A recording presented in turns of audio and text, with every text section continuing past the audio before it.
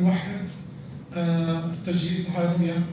ومن هون انطلقت فكرة إنه يكون في ورشة عمل كل من يمتلك أملاك داخل محافظة طرطوس من المؤسسات الحكومية داخل طرطوس بيتم توحيد الجهود وإعداد رؤية واحدة ومتكاملة.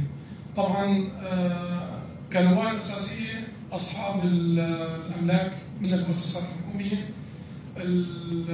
كذلك الأمر الشرعي بالمجتمع المحلي في إعداد هذه الرؤية.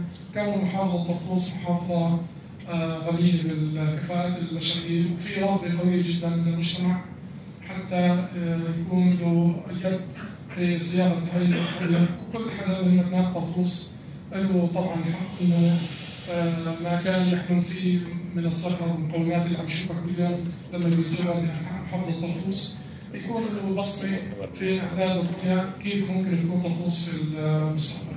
بالفرص التي تنتظر من يقطفها.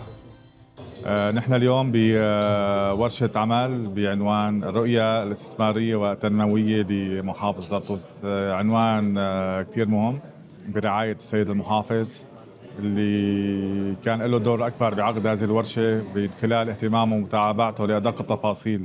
استعرضنا اليوم نحن كمديرية سياحة استعرضنا أهم المقومات السياحية، استعرضنا موضوع المسارات السياحية سواء مسار الشريط الساحلي أو مسارات السياحة الجبلية، وموضوع تنمية هذه المسارات وأن تكون التنمية متوازنة على هذه المسارات وتكون بشكل مستدام. استعرضنا واقع المشاريع السياحية واستعرضنا أهم الفرص الاستثمارية السياحية سواء في مدينة طرطوس أو في مختلف الوحدات الإدارية اللي هي عائدة للجهات العامة. حكينا عن أهم الرؤى التطويرية وأهم مشاريع التطوير السياحي. إن شاء الله في المرحلة في الأيام القادمة هذه الرؤية تكون حقيقة ملموسة تنعكس خير على أبناء هذه المحافظة.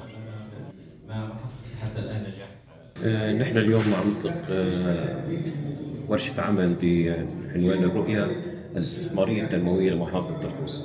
هي اللي حط إطار العمل الأساسي لأسلوب الاستثمار وطريقة جذب المستثمرين للمحافظة ككل. أي عمل بحاجة إطار للعمل، فهذه هي الورشة هي حتكون إطار العمل للناحية الاستثمارية وكيفية التعامل معها وتوحيد كل الرؤى ضمن المؤسسات والإدارات في محافظة طرطوس بهالاتجاه.